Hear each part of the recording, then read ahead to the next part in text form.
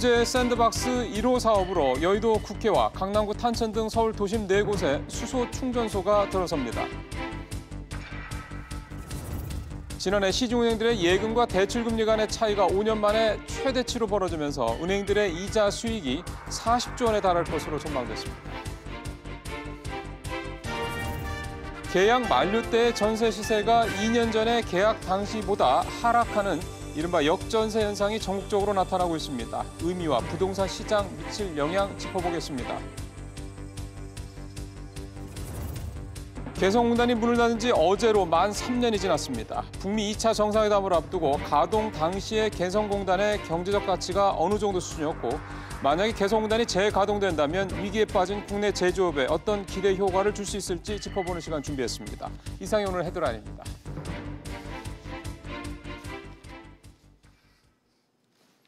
정부가 추진하는 규제 개혁의 핵심 정책인 규제 샌드박스 1호 사업이 선정됐습니다. 도심 수소차 충전소를 포함해서 모두 4개 사업입니다. 보도국 연결하겠습니다. 권세욱 기자. 네, 보도국입니다. 예, 규제 샌드박스 1호로 선정된 게 어떤 거죠? 산업통상자원부는 오늘 현대자동차의 수소차 충전소 설치를 제한적으로 허가했습니다. 현대차는 당초 국회를 포함해 탄천과 양재, 개동 등 서울 시내 5곳에 충전소 설치를 요청했는데요. 이 중 4곳에 대해 승인을 받았습니다. 신청 지역 중에 한 곳이었던 중랑물재생센터는 공공주택이 보급될 지역이라서 일단 빠졌지만 전문위원회에서 허용 여부를 재검토키로 했습니다. 그동안 도심 수소차 충전소는 용도 지역 제한 등을 이유로 설치에 어려움이 있었습니다. 수소차 말고도 다른 게 또 있죠? 네. 우선 마크로젠은 뇌졸중과 대장암 등 13개 질환에 대한 유전자 검사를 허용받았습니다. 지금까지는 소비자가 병원을 거치지 않고 민간 유전자 검사 업체에서 받을 수 있는 검사가 혈당과 혈압 등 12개 항목으로 제한돼 있었습니다. 또 버스에 LED 등의 전광판을 달아 광고하는 JG 인더스트리는 안전성 등을 검증하는 조건으로 디지털 버스 광고를 허가받았습니다. 이와 함께 차지인은 아파트 지하 주차장 등에 있는 일반 220V 콘센트에서 전기차를 충전할 때 사용하는 앱 기반 콘센트 사업을 할 수 있게 됐습니다. 이번 1차로 끝나는 게 아니죠? 네. 과학기술정보통신부는 오는 14일 신기술 서비스 심의위원회를 열고 규제 샌드박스 사업을 추가 승인할 예정입니다. 규제 샌드박스는 기업이 새로운 제품과 기술을 신속히 출시할 수 있도록 불합리한 규제를 면제하거나 유예하는 제도입니다. 지금까지 보도국에서 SBS CNBC 권세욱입니다. 카풀 서비스 해법을 찾기 위한 사회적 대타협 기구의 3차 대화가 오늘 오후에 국회에서 있었습니다. 근데 회의가 진행되는 동안에 국회 앞에서 또 택시기사 분신 사고가 있었습니다. 현재 그래서 대화가 중단된 상태라고 합니다. 현장 연결해서 자세한 내용 좀 확인해 보겠습니다. 김정현 기자. 네, 김정현입니다. 예, 일단 자세한 상황부터 좀 전해 주시죠. 네, 오늘 오후 3시 50분쯤 서울 여의도 국회 앞 도로에서 분신으로 추정되는 택시 화재 사고가 발생했습니다. 소방당국과 현장 목격자들에 따르면 서울 개인택시 사업조합 소속 김모 씨가 자신의 택시를 몰고 국회 진입을 시도했습니다. 하지만 국회 앞 정문 앞에서 다른 차량과 충돌하면서 진입이 막혔고 김 씨는 곧바로 자신의 몸에 불을 붙인 것으로 전해졌습니다. 차량 내부로 옮겨 붙은 불은 5분 만에 진화됐고 화상을 입은 김 씨는 인근 병원으로 옮겨져 치료를 받고 있는데요. 생명에는 지장이 없는 것으로 알려졌습니다. 사고 발생 당시 국회 안에서는 택시 카풀 대타협 기구의 3번째 회의가 진행되고 있었는데요. 소식을 전해들은 택시 관계자들이 회의장을 박차고 나가면서 대화가 중단됐습니다. 회의가 다시 열릴 수 있을까요? 네, 오늘 회의는 앞서 예고된 대로 택시와 카풀 플랫폼을 결합한 새로운 택시 산업 발전 방향에 대해 의견을 나누는 자리였는데요. 오늘 또다시 분신 사고가 발생하면서 회의 분위기가 급속히 냉각됐고 앞으로는 쉽지 않은 논의가 이루어질 것으로 보입니다. 한편 오늘 오전부터 여의도 더불어민주당사 앞에서는 택시업계 관계자들이 카풀 저지 집회를 열었는데요. 대화 중단에 분신 사고 후폭풍까지 예상되면서 해법 찾기가 상당히 난항을 겪을 것으로 보입니다. 지금까지 국회에서 전해드렸습니다. 지난해 예금금리는 완만하게, 반면에 대출금리는 가파르게 오르면서 예대 금리 차가 5년 만에 가장 크게 벌어졌습니다. 이렇게 예대금리 차가 최고치로 벌어지면서 은행들이 이자로 벌어들인 수익이 40조 원에 달할 것으로 보입니다. 김한진 기자입니다. 지난해 잔액 기준으로 은행의 대출 평균 금리는 3.71%. 반면 예금과 적금 등을 포함해 돈을 맡길 때 적용되는 총 수신 금리는 1.4%를 기록했습니다.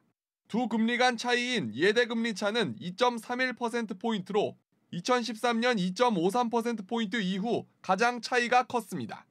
예대금리 차는 지난 2011년 2.96%포인트까지 올랐다가 2015년 2.15%포인트까지 떨어진 이후 꾸준히 커지는 추세입니다.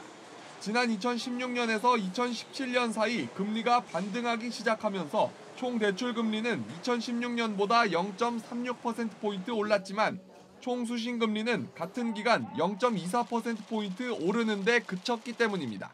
대출 금리 같은 경우에는 은행의 수입에 해당이 되는 거고, 반대로 예금 금리 같은 경우에는 은행의 이용 쪽에 기록이 되는 거잖아요. 은행의 입장에서는 수입은 빠른 속도로 증가를 시키고 이용은 가급적이면 천천히 증가시키고자 하는 그런 유인이. 이런 상황에서 은행의 이자 수익도 크게 늘고 있습니다. 지난해 3분기까지 국내 은행의 누적 이자 수익은 약 30조 원으로 지난 2008년 이후 가장 많았습니다. 지난해 분기별로 10조 원 안팎의 이자 수익을 거둔 점을 감안할 때 은행권 이자 수익은 지난해 한 해에만 역대 최대인 40조 원에 달할 것으로 추정됩니다. SBS CNBC 김한진입니다. 미국과 중국이 다음 달 1일 무역협상 타결 시한을 이제 앞두고 있습니다. 일각에서는 극적 타결이 될 것이다라는 그런 기대감 나오고 있긴 합니다만 현실적으로는 마감 시한이 결국 연장되는 게 아니냐라는 관측도 나옵니다. 취재 기자 연결하겠습니다. 최나래 기자. 네, 최나리입니다. 예, 다시 협상이 시작이 됐습니까?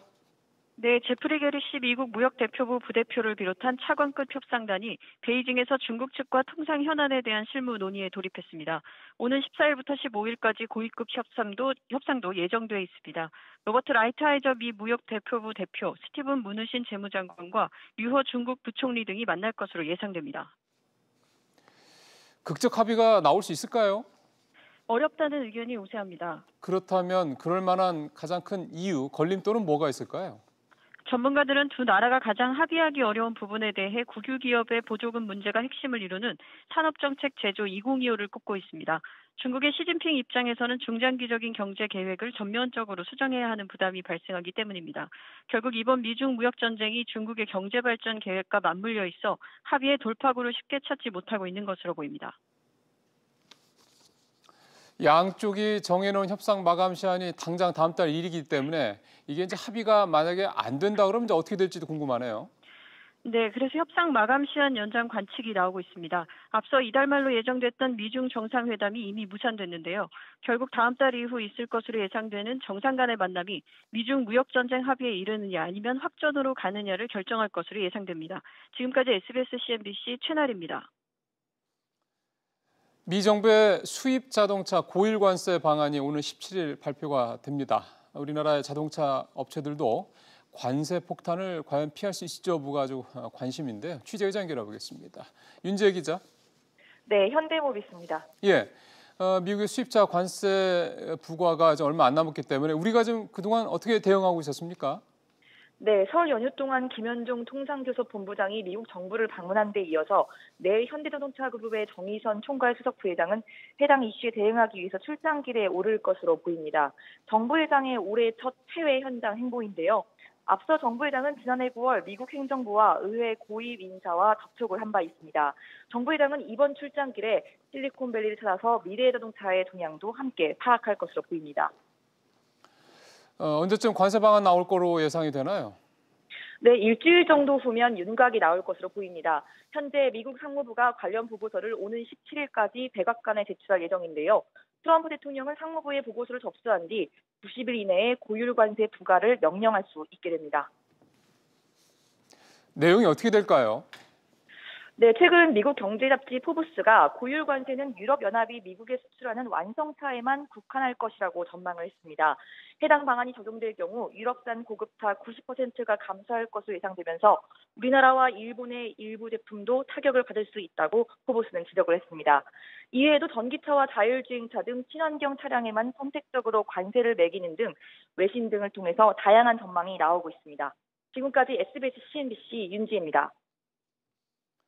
올해 상반기 중에 요금의 20-30%를 할인받을 수 있는 시외버스 정기권 또 정액권이 출시가 될 예정입니다.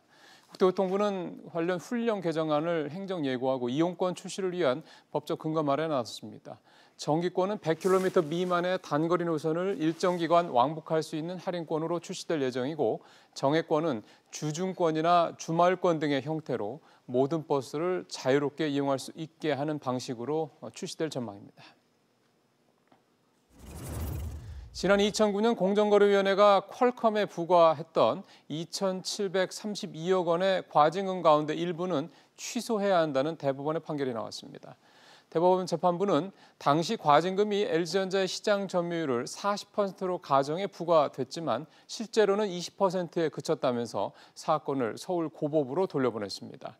당시 공정위는 퀄컴이 휴대전화 제조사에 무선 주파수 칩을 일정량 이상 사용하는 조건으로 리베이트를 제공해 시장 지배력을 부당하게 유지했다면서 과징금을 부과한 바 있습니다. SK그룹이 간편결제 서비스 통합을 검토하고 있습니다. SK텔레콤의 T페이와 11번가의 11페이를 결합해 고객 편의와 혜택을 늘리기 위한 계획으로 풀이됩니다. 또 SK 계열사 간 결제 인프라가 통일되면서 사업 시너지 효과도 커질 전망입니다. 효성그룹이 탄소섬유 생산량을 2배가량 늘립니다. 효성 첨단 소재는 468억 원을 투자해 전북에 탄소섬유 생산 공장을 증설한다고 밝혔습니다. 오는 2020년에 공장 증설이 끝나면 탄소섬유 생산량은 연간 2,000톤에서 4,000톤으로 늘어날 전망입니다.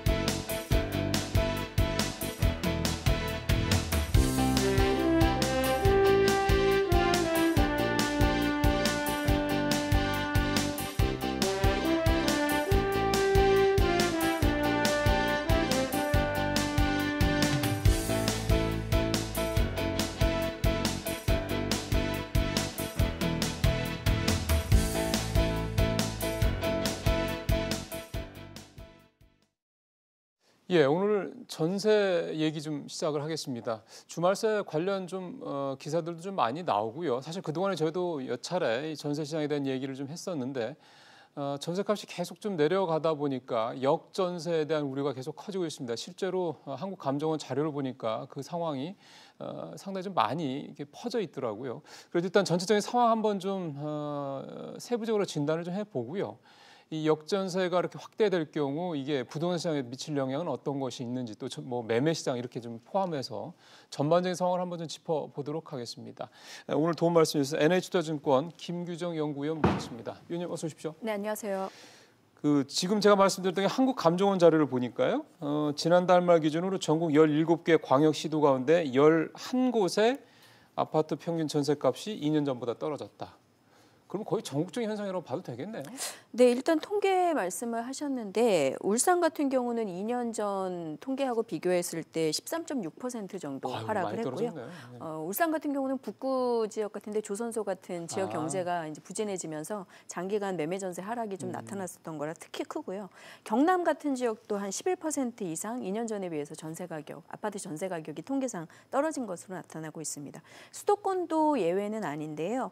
경기 지역이 2년 전 대비 3.6% 정도. 경기도가요? 네, 인천도 0.26% 정도 하락한 것으로 나타났습니다. 서울은 어땠습니까? 서울은 아직은 마이너스 변동률을 보이고 있지는 않아서 2년 전에 비해서 1.7% 정도 오른 것인데 종전에 비해서는 아무래도 상승 변화보다는 이제 좀 떨어질 가능성이 커지고 있다는 거고, 서초나 송파구 같은 경우에는 서울 전체는 아직 마이너스가 아니지만 그 강동권 또 영동권 지역에서는 서초, 송파 같은 지역이 2년 전에 비해서 마이너스 변동률로 좀 돌아서면서 지방을 중심으로 지방 경기 부진 때문에 나타났던 이런 전세 하락이나 역전세나 같은 상황들이 수도권으로 점점 확대되고 있다는 게 지금의 이제 주목을 하고 있는 이유입니다. 그러게요. 서울 수도권까지도 이런 매매 전세 동반 하락이나 전세 가격 하락, 그에 따른 역전세난 세입자들의 피해가 나타날까 봐 지금 좀 주시를 하고 있는 것이죠.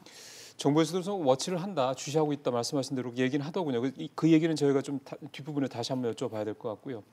근데 매매가와 전세가가 계속해서 뭐 13주째 하락하고 있다는 얘기는 저희가 사실 좀 계속 좀 전해드리고 있어서, 그러면은 지금 말씀하신 대로 서울은 아직은 플러스권이긴 한데 역전세가 아니긴 한데 서울도 이런 식으로 가면은 언젠가는 역전세로 돌아설 가능성이 있다, 이렇게 봐야 되는 거군요.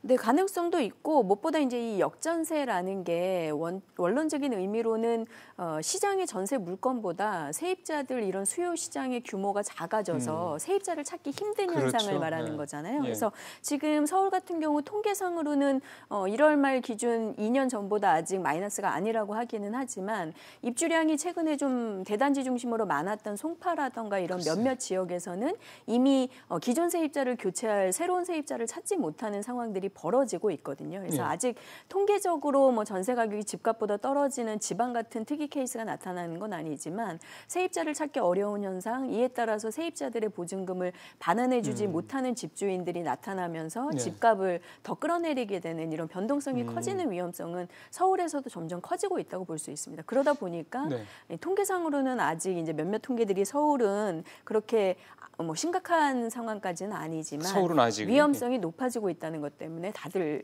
굉장히 걱정들을 하고 있는 상황인 거죠. 그러면 조금 이게 좀 지역별로 조금 나눠서 좀 상황이 좀 사정이 다 다르니까요. 좀 여쭤보면, 일단 서울 같은 경우는 전체적으로 아직은 역전세에 대한 이게 확산되고 이런 분위기까지는 아니지만 이런 식으로 하면은 우려는 있다, 그렇게 말씀을 하셨기 때문에, 제가 오늘 들어오기 전에 뭐 몇 군데 기사를 쭉 보다 보니까 반포 같은 일부 강남 지역 같은 경우는 전세가 또 많이 올랐다고, 그래서 그럼 이건 정말로 어떤 특정 지역의 어떤 특수성, 이렇게만 해석을 하면 됩니까?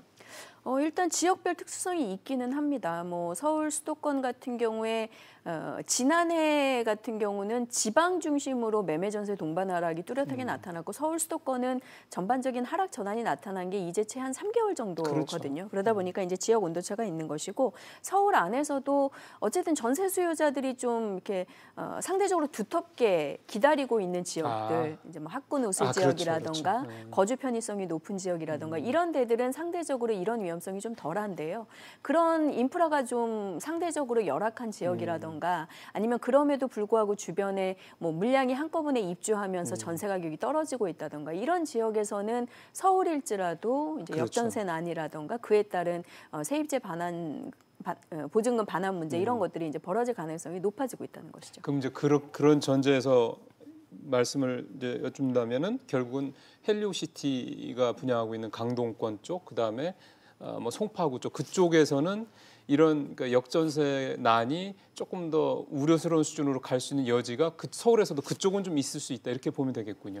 네, 말씀하신 송파구 헬리오시티 같은 경우는 지금 연초부터 입주를 시작해서 아직 이제 입주가 진행 중인데 단지 하나가 거의 만세대에 가까운 대단지잖아요. 그러다 보니까 이제 기존에 분양을 받으셨던 분들이 잔금 때문에 싼 전세를 내놓기도 하고 또 잔금 마련이 안 되신 분들이 못 들어가고 전세를 갑자기 구하기도 하고 이런 문제들이 벌어지다 보니까 해당 단지에서 예전보다 좀 싼 전세들이 나오고 거기에 수요자들이 이제 이동해 가다 보니까 주변에서도 연쇄적으로 전세 가격이 하락하게 되는 상황들이 벌어지고 있습니다. 근데 문제는 지금 집값이 같이 떨어지고 있다는 것이죠. 집값이 계속 약세를 보이고 있는데 전세 가격도 불안정한 상황이 되다 보니까 시장의 변동성 부담이 좀 커지고 있는 상황이고요. 일단 집값이라도 좀 안정적으로 유지가 된다면 전세가 좀 이렇게 부침이 있더라도 뭐 세입자들의 보증금 반환이나 이런 문제가 상대적으로 덜 위기일 텐데, 있는데 집값이 떨어지다 보니까 특히 이제 2017년에 높은 전세가율을 이용해서 갭 투자하셨던 투자자분들이 그렇죠. 세입자를 못 구하면 그렇죠. 반환금 못 돌려주고 경매로 넘어가거나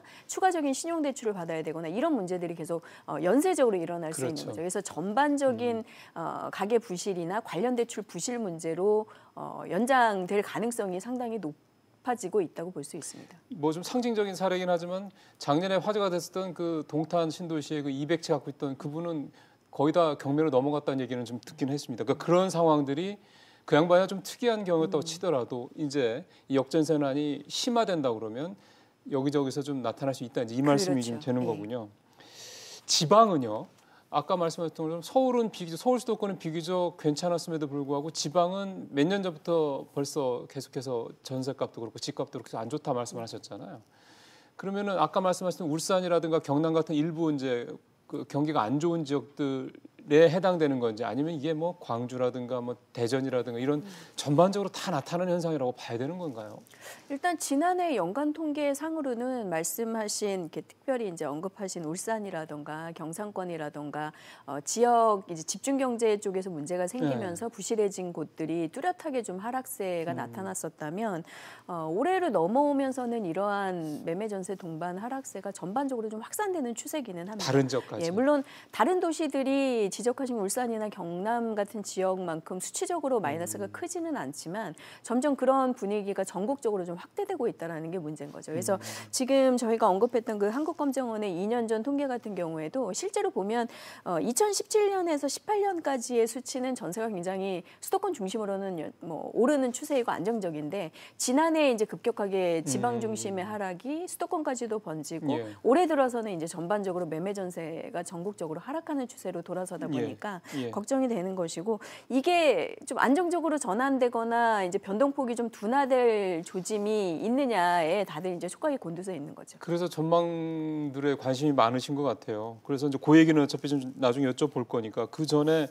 그 우려되는 문제 안에서 조금 심각한 게 깡통 전세잖아요. 그러니까 이제 전세값이 집값보다 더 높아지는, 그러니까 집값이 전세값보다 더 떨어지는 거죠. 이제. 근데 지방 같은 경우는 특이하지만 그런 케이스들이 좀 있습니다. 종전에 이제 집값이 좀 많이 오르고 높아진 전세가율을 이용해서 이렇게 투자 형식으로 많이 들어간 지역에서는 지금 한 16년 정도부터 집값 전세 가격이 하락한 지역들을 중심으로 종전에 계약했던 전세 보증금을 맞추기가 어려운 상황이 벌어지는 거죠. 그러니까 집주인 입장에서는 종전에 샀던 매입 금액보다 전세 가격이 어떻게 보면 더 높아져 버리는 이런 역전 현상들이 좀 벌어지고 있는 건데 수도권에서는 그런 케이스가 그렇게 흔한 거는 아직은 아니기는 합니다. 근데 그런 케이스들이 뭐 특이 사례이긴 하지만 나타날 가능성이 있다는 것이고 이렇게 될 경우에는 결국에는 그 전세 보증금을 돌려주지 못하는 분들이 뭐 아까 말씀드린 것처럼 경매로 물건이 넘어가거나 그러면 결국 피해는 세입자들이 보게 된다는 거죠. 사실은 그 아까 말씀드린 동탄 신도시 그분 같은 경우도 결국은 고스란히 200채라고 그러면 200명의 임차인들이 손해를 고스란히 보시는 케이스가 된 거잖아요. 그래서 뭐 보증보험 같은 걸 보통 든다고는 하는데 이 정도면은, 그러니까 보증보험만 들면은 이런 전세, 뭐 역전세나 뭐 깡통전세 이런 데서 조금 세입자가 좀 편안함을 가질 수 있는 겁니까? 최소한의 안전장치이기는 합니다. 일단 뭐 유형별로 보증을 받을 수 있는 전세 보증금의 규모도 좀 다르기 때문에 100% 전세 보증금을 다 보증을 해주는 건 아니거든요. 그래서 100% 관리가 안 되고 일정 부분만 보증을 받을 수 있다는 한계가 있기도 하고 또 기존에 이걸 가입하지 않고 전세 계약 기간이 좀 지연되신 분들은 들고 싶어도 마음대로 드실 수 있는 상품인 건 아니거든요. 드실 수 있는 계약 이후에 뭐 1년 이내 가입이라든가 이런 계약 조건이 있고 또 가입을 받아주는 전세보증금 한도도 있습니다. 그러니까 보증보험이 있기는 하지만 드실 수 없는 분들도 있고 때를 놓쳐서 못 드시는 분들도 있다 보니까 드신 분들에 한해서는 최소한 일정 금액을 좀 안전하게 지켜줄 수 있는 100%가 다가 아니라는 말씀이시죠? 100% 보증을 해주는 상품들이 아니기 때문에 그런 한계도 있고 또 못 드시는 경우들도 있기 때문에 그렇게 좀 사각지대에 노출되게 되시는 분들이 남게 되실 수밖에 없죠. 예, 그거는 이따 제가 마지막 드릴 질문이 정부 대책인데 거기서 다시 여쭤보기로 하고요. 이제 아까 김 의원님 말씀 중에 역전세난이라든가 이런 상황이 계속해서 심해지면 결국은 이제 매매값을 끌어내리는 일종의 이제 악순환 고리가 만들 수 있다 이런 말씀을 하셨기 때문에 예전에도 이런 식으로 전세가 좀 많이 떨어지는 적이 있었을 거 아닙니까? 그렇다면 그 당시에도 집값을 끌어내려서 이게 같이 동반해서 계속해서 떨어지는 이런 상황까지 갔었습니까?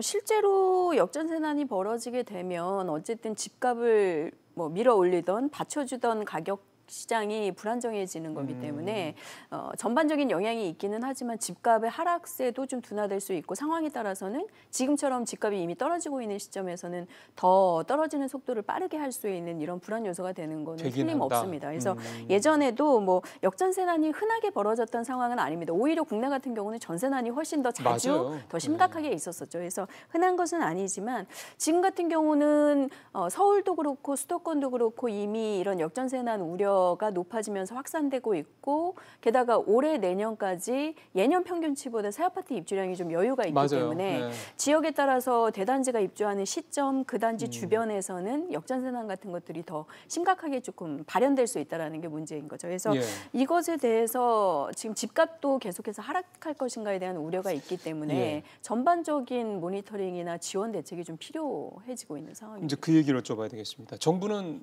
현재 이 상황을 상당히 좀 주시를 하고 있다, 얘기는 하고 있습니다. 그러면 지금 말씀하셨던 여러 가지 상황을 종합했을 때 사각지대가 분명히 있다라는 거고 지금 현재 시스템에서는 피해를 보시는 세입자들이 계속해서 나올 수밖에 없다라는 건데 그럼 이런 구멍들을 좀 정부가 대책으로 좀 메워줘야 되는 거 아니겠습니까? 네, 근데 현재까지 정부 발언으로 보면 결정된 거는 아직은 없고 이제 리스크가 높아지고 있기 때문에 면밀히 주시하고 있다, 살펴보고 있다, 동향 조사를 하고 있다라는 얘기고요. 이게 언급이 된 걸로는 이런 역전세 문제, 역전세난에 노출된 케이스에 대해서 대출을 지원을 해준다던가 아니면 경매로 넘어갈 때 이런 유예 기간 같은 것들을 조금 연장시켜서 경매로 넘어가게 되면서 세입자들이 이제 살 터전을 잃게 되는 문제를 조금 보호해주겠다던가 이런 정도가 이제 언급이 된 건데요. 전체적인 구멍을 다 막을 수 있는 대안이라고 보기는 조금 어렵습니다. 그래서 오히려 이제 최근에는 보증보험 가입이라던가 상품에 대한 안내나 이해가 굉장히 높아졌기 때문에 이런 상품들을 좀 더 이제 많은 분들이 활용할 수 있게 좀 확대한다던가 가입할 수 있는 요건 같은 것들을 좀 장벽을 낮춰서 전반적으로 가입률을 높인다던가 이런 것들도 전체적으로 좀 더 지원이 돼야 될 것 같습니다. 보증보험에 대해서는 좀 말씀하신 대로 예전보다는 많이들 알고 계시다. 그래서 활용을 좀 많이 하신다는 말씀을 하셨기 때문에 그러면 보증보험 말고 계약을 할 때, 그러니까 집을 구할 때 세입자분들이 좀 더 면밀하게 이런 포인트들은 항상 잘 주시하라. 그런 팁으로 한 말씀만 좀 해주시죠. 잘 알고들 계실 텐데요. 사실 이제 대출 기존의 집주인의 근저당 대출하고 전세 보증금을 합쳐서 집값의 70 내지 80%에 육박하거나 넘어가는 경우에는 깡통주택이나 깡통 전세로 이제 노출이 될 위험이 충분히 높기 때문에 피하라라는 게 이제 일반적인 조언인데요. 사실 세입자분들이 들으실 때는 그런 거 저런 거 다 따져서는 전셋집 구하기가 좀 쉽지 않기 때문에 현실적으로 별로 도움이 되지 못한다라는 말씀들을 많이 하십니다. 그래서 아까 말씀 나눴던 이제 제도적으로 지원할 수 있는 보증보험이라던가 아니면 이런 전세 대출 문제가 생겼을 때 세입자들 입장에서 집주인들에게 이제 금융 지원을 해주는 이런 것들을 확대하는 것들이 실질적으로는 훨씬 더 도움이 될 거라고 보여집니다. 근데 우리가 등기부등본 항상 보지 않습니까? 그거 봐가지고 우리가 깡통주택 이런 거 될 우려가 있는 집 같은 거 이런 거를 알아볼 수 있겠습니까? 대출이 많다, 근저당이 많다 이런 거 정도. 계약 직전 아침까지 이제 등기들을 확인하시기 때문에 요즘은 잘 알고 계시기는 한데요. 알더라도 전세 조건이 좋거나 찾기 어려울 때는 알면서도 계약을 하시기 때문에 사실 좀 안타까운 적이 많습니다. 그런 집들은 사실 조금 쌉니다. 네, 그래서 어쩔 수 없이 계약을 하시는 거죠. 네. 맞습니다. 어쨌든 오늘 말 좀 도움이 좀 됐으면 좋겠습니다. 그래서 세입자 집을 구하신 분들께서 그래서 피해를 좀 덜 보실 수 있게요. 오늘 김기정 의원과 말씀 나눠봤습니다. 고맙습니다. 감사합니다.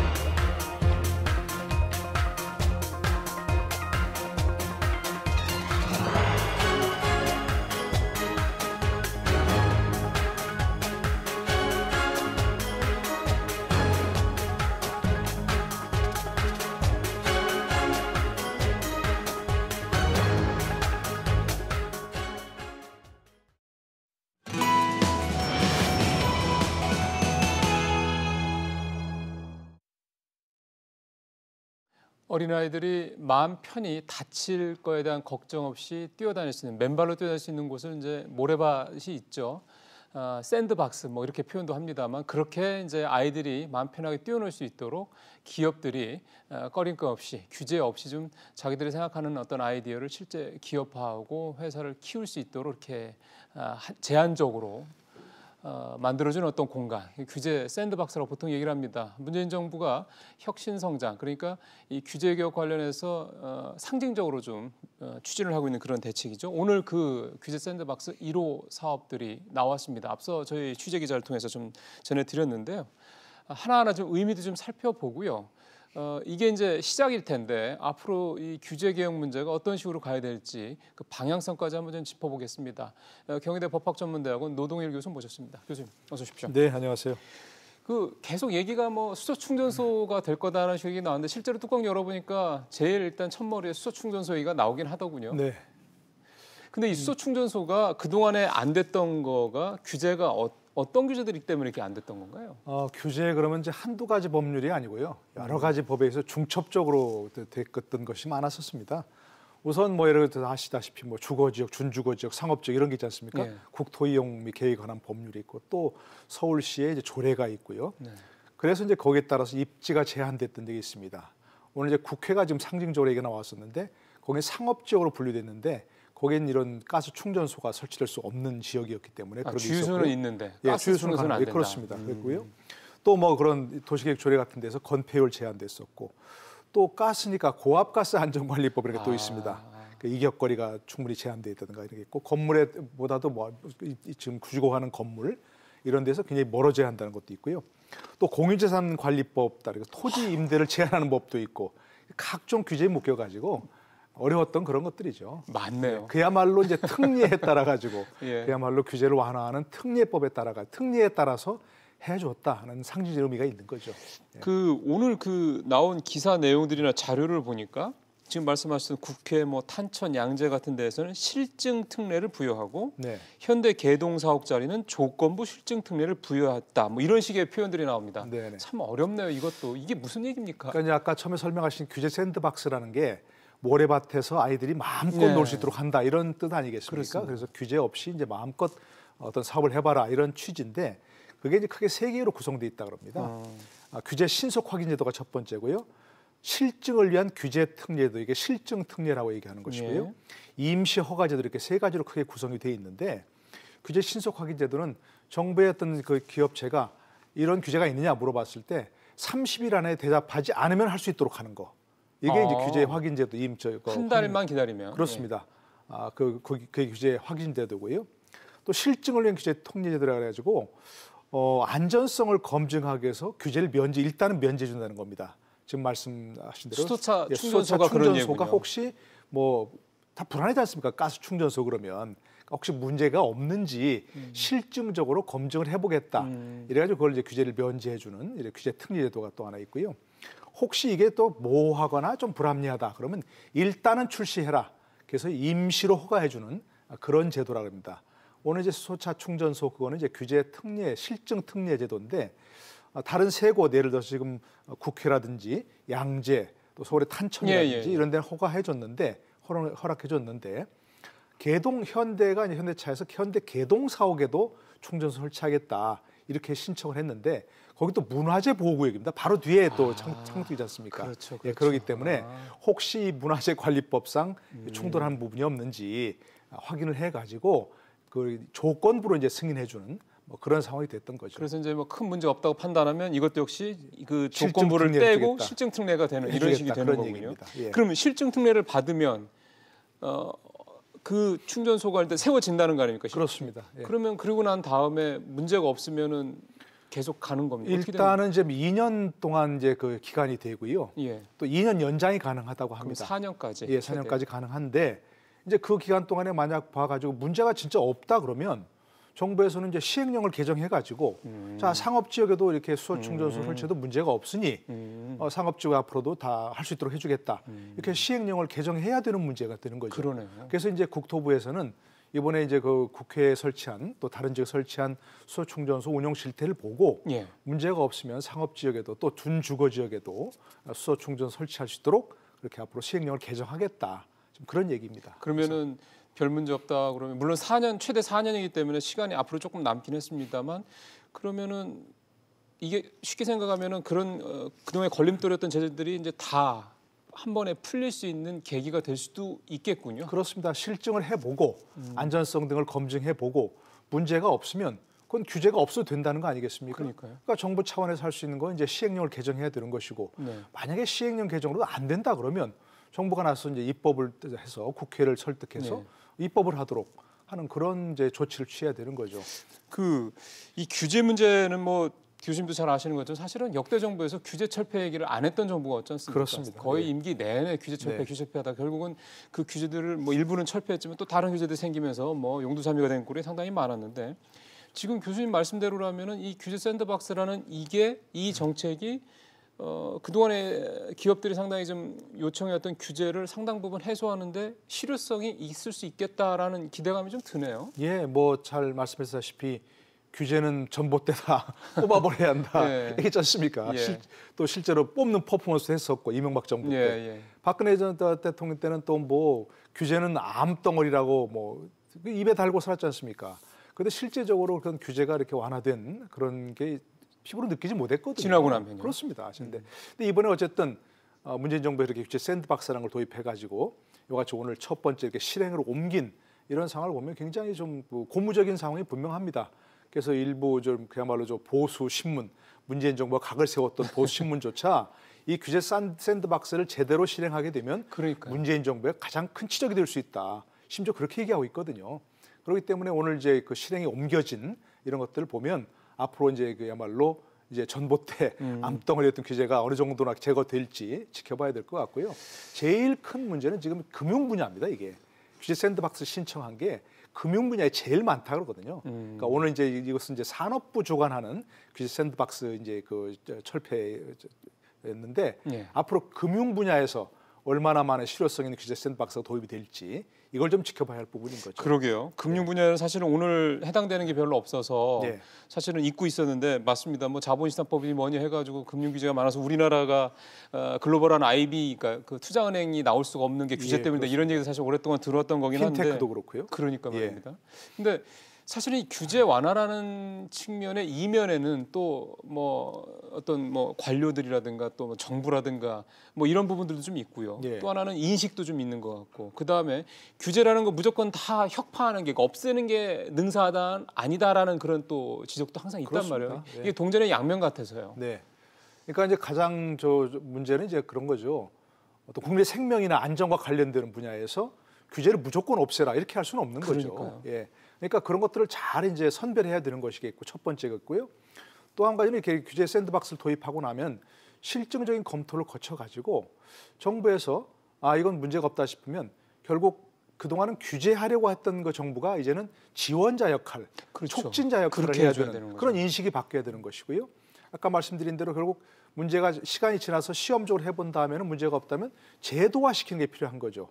행정부 차원에서 할 수 있는 것은 시행령을 개정해서 제도화하고 시행령 개정으로 안 되는 그런 것들은 그래서 또 한번 이제 국회 차원에서 입법을 해야 되는 거군요. 제도화할 수 있도록 그와 같은 것까지 정부가 어떤 기업을 지원하는 신산업 도입을 장려할 수 있는 그런 촉진자 역할을 하는 것이 중요한 거죠. 그러면 사실은 이 규제 개혁 작업도 기업들이 요청을 해서 하는 거가 상당히 크지 않습니까? 물론입니다. 예. 그러면 이제 이 정부 이렇게 규제를 이렇게 대폭적으로 해제하겠다 그렇게 의지를 갖고 한다 그러면 이제 기업도 상당히 좀 적극적인 참여가 가능할 텐데 그럼 이게 아시는 것처럼 지금 우리 경제 여러 가지 위기 중에 하나가 투자 부진이 있지 않습니까? 예. 정부는 아마 그거를 의식을 할 텐데 이게 정말 투자를 끌어내고 고용도 또 창출하고 이런 식으로 선순환 구조로 갈 수 있을까 이렇게 기대를 해도 될까요? 기본적으로 이제 잘 아시겠습니다만 신산업 분야, 특히 이제 기술 4차 산업혁명에 수반되는 신산업 분야는 고용을 크게 창출하기는 사실 어렵습니다. 예, 사실 솔직히 말씀드려서 이제 기존에 있던 인력들, 기존에 이제 그 어떤 도태되어 가는 어떤 이 제조업 분야라든지 이런 분야의 인력들이 옮겨올 수 있도록 이쪽으로 옮겨올 수 있도록 잘 이제 그런 전이를 할 수 있도록 정부가 도와줘야 하는 부분이 있는 것이고요. 특히 이제 예를 들어서 문제가 됐던 것은 지금까지 이제 샌프란시스코나 이런 실리콘밸리에서 활발하게 이루어지는 사업 가운데 예를 100개를 꼽았는데 그중에 쉬운 7개는 우리나라에서 하기 어려웠다는 겁니다. 규제 때문에. 네. 그러니까 그런 것들이 이제 풀려지게 되면 아무래도 아무리 고용 분야는 좀 적게 되더라도 새로운 어떤 사업이 창출되게 되면 그 분야에서 있었던 새로운 일하는 사람들이 필요한 부분이 있는 것이고요. 그렇기 때문에 오늘 이런 그 첫 발을 띈 것을 보면 아무래도 낙관적으로 볼 수밖에 없는 그렇게 기대하는 그런 부분이 있는 거죠. 지금 뭐 공유경제도 말씀하시고 이렇게 하셨기 때문에 이제 마지막으로 하나만 질문을 드린다면 네.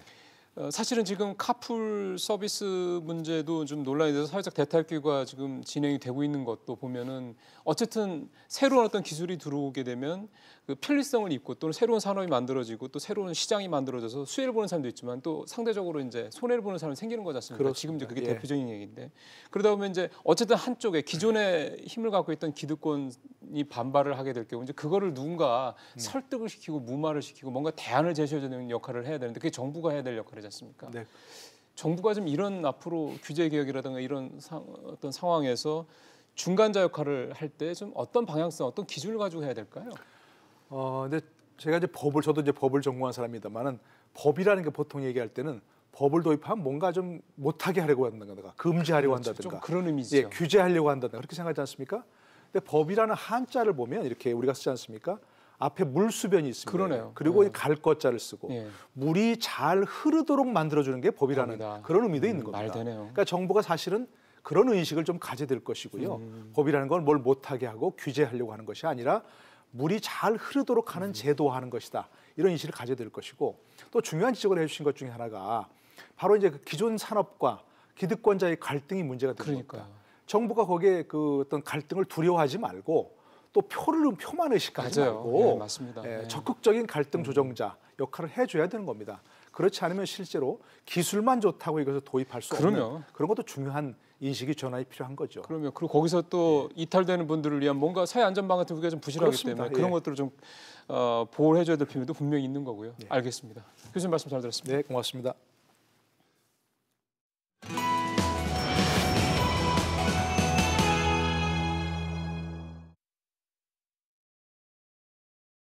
예, 2월 10일 어제가 개성공단이 가동 전면 중단된 지 딱 3년이 된 날이었습니다.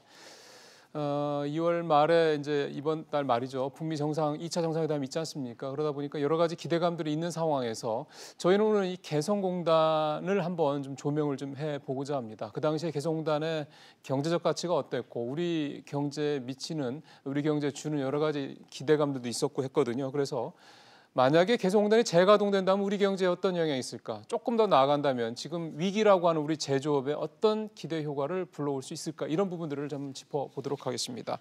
개성공단 입주기업회 부회장으로 계신 성현상 부회장 전화로 연결하겠습니다. 부회장님 안녕하세요.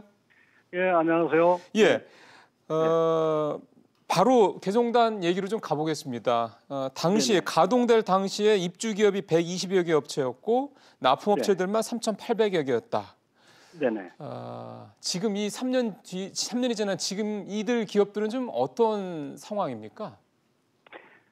예, 그 당시에 그 같은 예고도 없이 개성공단이 중단 폐쇄로 이어졌거든요. 그랬죠. 예. 그래서 지금 만 3년이 된 시점에 많은 기업들은 좀 휴업 내지는 폐업으로 가는 기업도 있고 계속 부도로 이어지는 기업들도 많이 있습니다. 그리고 또 매출 감소로 대다수 기업들이 매우 어려운 지경에 지금 빠져 있는 그런 상황이 있고요. 예. 납품업체들도 역시 그 동두천이나 이렇게 그 원부자재들을 갖다가 경기도권에서도 많은 그 납품을 해왔는데, 그러니까요. 그런 원단 업체들도 지금은 지금 매출도 감소가 됐고. 언제 지금 휴업 내지는 기업을 정상적으로 운영 못하는 매우 어려운 지경에 있다고 언론을 통해서도 들었고 직접 그 사장님들한테 얘기를 들었습니다. 네. 그러면 이제 다시 현재로 돌아오겠습니다, 부회장님. 네. 지금 3년이 딱 됐지 않습니까? 네네. 혹시 지금 계속 개성공단에 좀 들어가겠다라고 요청했는데 정부에서 계속 불허가 내려져서 못 가셔가지고 어떠신지 모르겠습니다. 혹시 지금 개성공단의 공장들 상황이 어떠신지 뭐 들으신 바가 있는지 해서요. 예, 지금 개성공단은 저희가 현지를 갈 수가 없었기 때문에 네. 직접 눈으로 볼 수가 없었습니다. 안타까운 거는 저희가 많은 재산을 놓고서 왔는데 그 재산에 대한 현장이 잘 보존되고 있는지에 대해서는 현장을 보려고 지금 7차례나 지금 당국에 신청을 했지만 예. 계속 지금 유예를 받고 있습니다. 저희는 이런 점에 대해서는 매우 좀 안타깝게 생각하고요. 예. 또 개성공단에 대한 그 기업인들의 정말 이 재산을 현장을 가서 빨리 하루라도 빨리 가서 보고 특히나 이제 북미 간에 지금 그 27일, 28일 그 협상이 되고 좋은 결과가 나온다고 하면은 글쎄요. 또 우리도 희망을 갖고 개성공단 재개를 뭐 간절히 지금 바라고 있는 상황에 있습니다. 네. 부회장님, 개성공단이 2004년부터 생산을 시작해서 2016년까지 햇수로 13년 이제 가동이 됐지 않습니까? 그렇습니다. 네. 직접 거기서 계셨기 때문에 당시 입주 기업들한테 개성공단이 가장 큰 매력이라면 어떤 게 있었다고 보십니까? 예, 물론 그 당시를 돌이켜서 생각한다 그러면 저 남북한이 한 지붕 밑에서 같이 그 밥을 먹으면서 같이 일을 한다는 거는 매우 정말 흥미로운 것보다는 긴장감이 돌았었죠. 예, 그렇지만 이제 당시에 이제 우선 언어 소통이 이제 됨으로써 그분들하고 마음의 소통을 좀 했었었고요. 또 이제 그분들이 기본적으로 근면하기도 하고 또 기능도 가리키니까 매우 높아졌고요. 또 이제 뭐 임금도 이제 실질적으로 좀 저임금으로 좀 좋았죠. 저희들한테는 굉장히 좀 매력적이었었죠. 또 거리가 또 우리 남한하고는 매우 가깝기 때문에 근접 생산을 할 수 있기 때문에 결국은 좋은 상품이 거기서 나왔었어요.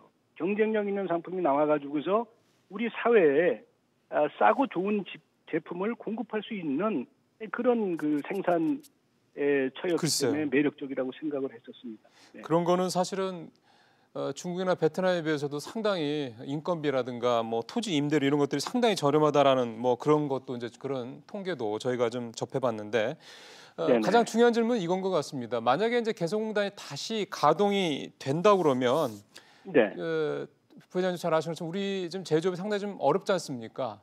그렇습니다. 이 개성공단이 어떤 효과를 가져올 수 있을까요? 예, 우선 뭐 개성공단을 통해서 지금 국내에는 저 한계 기업 업종들이 매우 많습니다. 그렇지만은 그 업종에서 일하는 분들은 대다수가 나이들이 지금 50대, 많으면 60대까지 일을 하고 있는데, 국내에서는 경영할 수 있는 여건이 지금 안 됩니다. 왜 그러냐면 동남아의 저임금 국가하고의 상품의 경쟁력에서 떨어지다 보니까 날이 갈수록 공장을 운영할 수 없는 처지에 있기 때문에 이 공장들이 동남아 공장으로 떠나게 되면은 그 많은 원부자재 공급할 수 있는 국내에 지금 기존에 있는 거래선들까지도 다 뺏기고 그 현지에 있는 원부자재를 사용하게 되는 겁니다.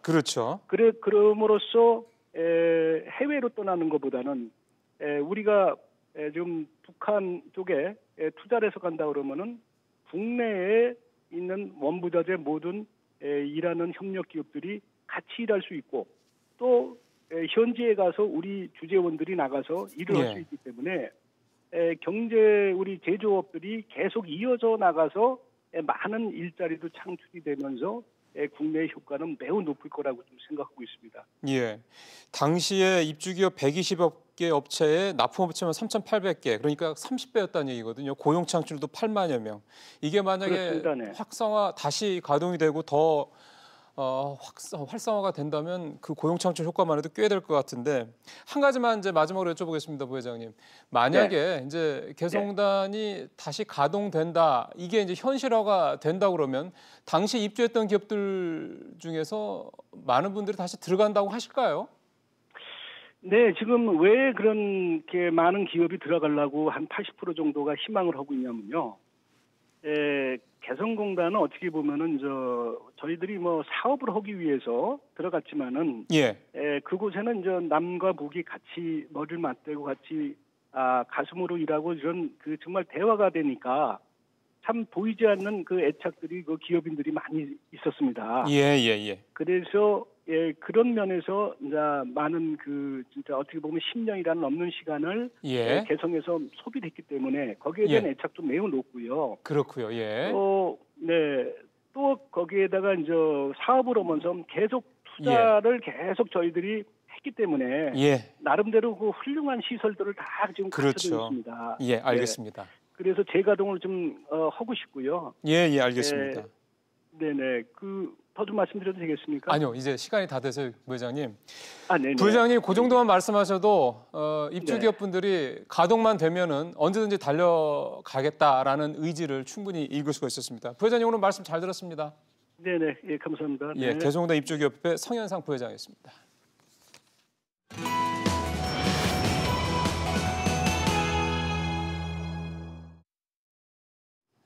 마치도록 하겠습니다. 내일 뵙겠습니다.